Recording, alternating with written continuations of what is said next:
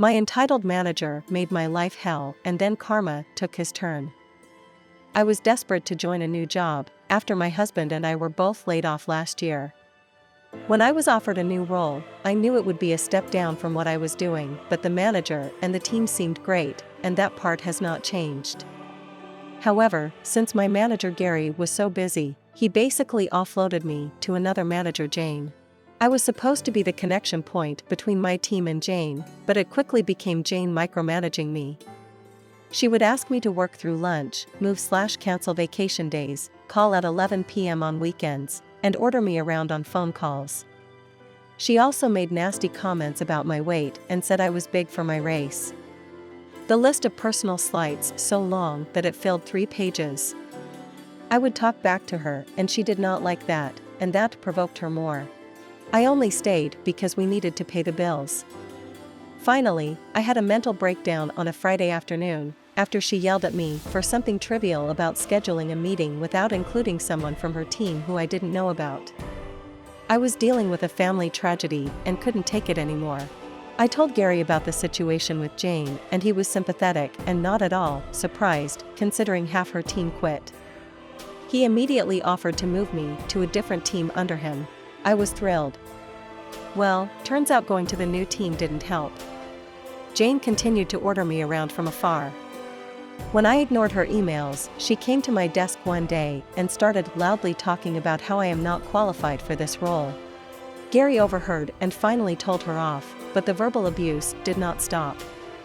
After 2 months there, I abruptly wrote my resignation letter and stapled the list of Jane's offensive comments, and CC'd everyone. Gary offered a bunch of accommodations to try to keep me, but seeing how she was still provoking from afar, I said the only way for me to stay would be for her to go, and he did not have authority to let her go. Her manager was in a different country, and despite several HR complaints from at least 5 people, nothing was done.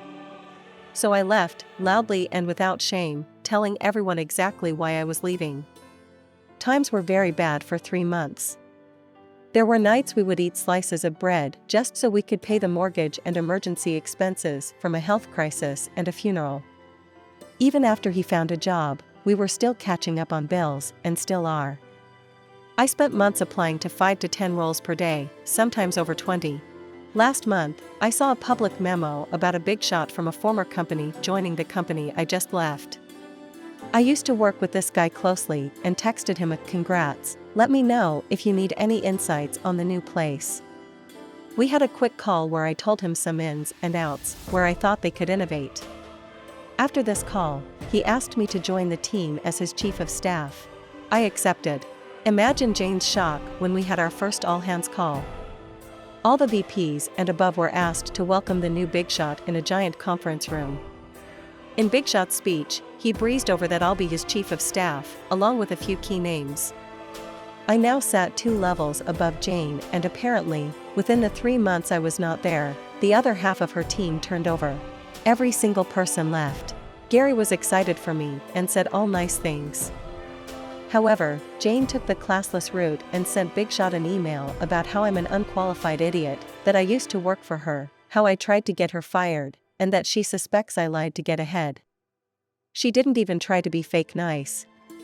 Big Shot forwarded me her email and asked what this was about. I was so nervous and excited.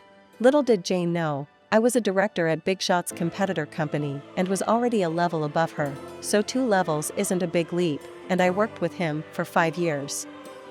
I had an hour call with Big Shot and told him she was bad for the company culture and was a nasty person in general, but the evidence he needed was Gary confirming that her whole team has turned over, my prior resignation letter which was still sitting on my desktop when I logged in upon return, and a few other nasty emails she sent her recent staff, which they were happy to share with us.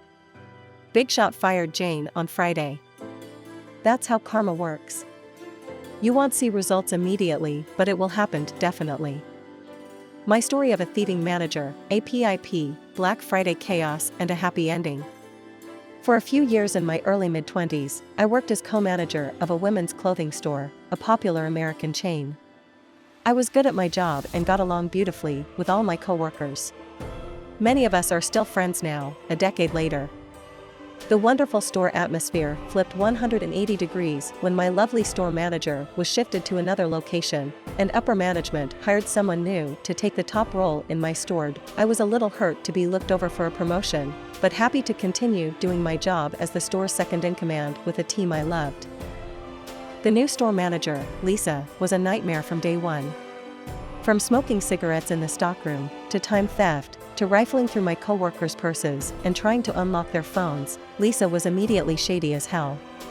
She was also amazingly aware of our security camera system, making sure she was always out of view when doing her shady shit. I wanted to report her, but I couldn't prove anything yet, so I decided to keep a close eye on her for now. 6 weeks in, I caught Lisa stealing a blouse from our stockroom, and she knew I was onto her. She said she was only trying it on while she stuffed a ripped-off sales tag into her jeans pocket. On my break that day, I made a nervous call to my scary district manager, Anne. I relayed my concerns about Lisa's behavior. But, even now, I had zero hard proof. Anne dismissed me and told me to get back on the sales floor and just do your job and get some more customers to open store credit cards. You're lagging. 2 days later, on my next shift at work, Lisa pulled me into her office and put me on an unwarranted 60-day performance improvement plan. The writing was on the wall. Lisa was preparing to fire me because she knew I was aware of her shenanigans. The 60-day PIP was timed such that Lisa would work me to the bone over the Christmas shopping season and fire me as soon as the busy season ended. I told my coworkers what was going on. They all hated Lisa too. They all had stories of how they caught Lisa stealing, snooping, smoking, snarking customers, or simply being a slimy shithead. Then, one particular coworker friend told me something she witnessed. Lisa would routinely type in random social security numbers to increase in-store credit card applications credited to her. Lisa's insane success in getting customers to apply for credit cards, sometimes 10 per shift, was why Anne loved her so much. Together, a handful of us hatched a plan. The day before Thanksgiving, I walked into the store for my shift. I shakily handed Lisa my signed resignation, effective immediately. Lisa didn't expect that. She now had to work to cover my shifts today, this week, and likely all holiday season.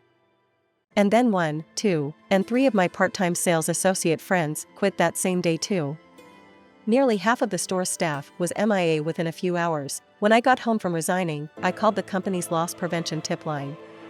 I informed them of a single timestamp on our computers that they could use to trace a single credit card application that Lisa had run with a random, false social security number. Fraud, in other words. I hung up. I slept soundly. I enjoyed every moment of Thanksgiving, knowing Lisa would have a shitty, understaffed Black Friday and beyond. I knew I'd find another job no problem. I felt at peace. Around 2 p.m. the next day, Black Friday, the busiest shopping day of the year, one of my former coworkers texted me. Holy shit. Lisa was walked out by 2 cops. And ended up having to come in and work her shift. Lisa was never heard from again. And Anne, who dismissed my concerns and who normally spent her days in a swanky corporate office, was forced to work the lowly sales floor the entire holiday season. She didn't get any customers to open up credit cards that entire Christmas season. Not even one. And me? A week after I quit my store co-manager job, I found a cushy office job that paid me double and never had me working nights, weekends, or holidays. I honestly think the most satisfying part of the story was in failing to get anyone to sign up for a card. The higher-ups think it's so easy to get people to sign up for anything in the store, even if it's free, and look down at employees who respectfully accept no instead of pushing so hard that they push a customer right out the doors. Funny how these managers think they won't be caught and end up with karma biting them in the ass. Good for you on getting your former manager and district manager getting some karma back.